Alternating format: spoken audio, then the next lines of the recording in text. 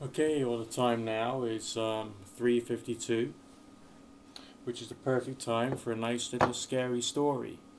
This is again from a private message that was sent my way recently, and it says I was watching a few of your scary story videos and decided to regale you with one of mine. There are two separate incidents that occurred only 3 years ago when I was enrolled in a program called Job Corps. Utter rubbish. The first incident was one that still raises my hackles and gives me goosebumps. A brief glimpse of what the Job Corps is. In short, the program is a government-funded device to get kids between 16 and 23 to learn to trade, obtain a high school diploma, GED if they were dropouts, and, as advised but not honoured, a career in whatever field you train in for a year, having students stay in dormitories that are usually located in isolated places. I attended the Job Corps Centre in WA in what is considered a haunted asylum that had been converted for the program and I'd already been enrolled for a couple of weeks. I was commonly told that the place was haunted and it was openly said that tarot, Ouija and other occult devices were forbidden. Despite that, I was an avid supporter of the paranormal field. I chucked most of the rumours and whatnots into ghost stories to scare the newcomers. That was until one Saturday in mid-June. Since weekends were off, most of the other students left the campus for home or wherever fate best saw them. But because home for me was half a state away, I remained. That afternoon I was walking with my then girlfriend and our friend around the campus. Naturally, in the Pacific Northwest, the weather quickly turned over from moderately pleasant to overcast and damp, so we took shelter under a long stretch of sidewalk that was canopied. The sidewalk ran along the side of my dormitory, as well as the food hall, but at the end of the stretch was a derelict church that had been used for dances and other festivals. The church, from what I could gather, had seen some pretty dark times, and being near it always gave me an eerie sense of foreboding.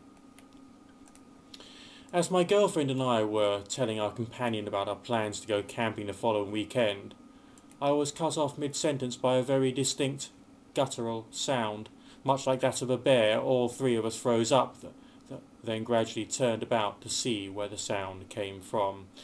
We rose up in unison, and my girlfriend was trembling terribly. Our friend, who was sensitive, began to urge us back up slow and leave. I, however, stood my ground, thinking it was a prank. What happened next I will never forget.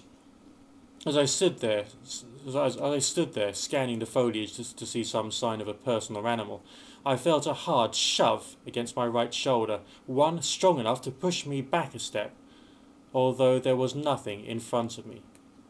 Eyes wide with amazement, my friend and girlfriend tugged at me and we retreated from the area. Now, the second story is shorter and takes place several months, two girlfriends and a nervous breakdown later. During, I believe, Memorial Day weekend, much of the campus was empty save for a scant number of students and even fewer staff members. On the floor of my dormitory, I was the only student there for that whole 4-day weekend. After breakfast, I decided to take a shower before taking a bus to the neighbouring city to catch a movie. With the whole top floor of my dorm empty, it was nice being able to bathe without hearing the random everyday bullshit my peers love to spew into the ether. I had been in the shower for 10 minutes, at this point washing my hair, when suddenly the room went ice cold and I heard, as clear as day, the giggling of what sounded like a little girl outside my shower stall. Right after the giggling, the halogen bulb above me dimmed, flickered and then fizzled out, though none of the others had been affected. Needless to say, I was unnerved, and I'd quickly taken my absence from the showers and the rest of the day off campus. Well, I hope you got a kick out of those.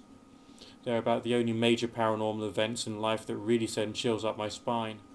Hope you have a great day, Nick, and I can't wait for your future videos.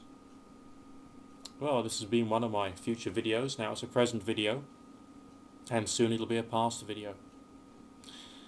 But those stories are groovy.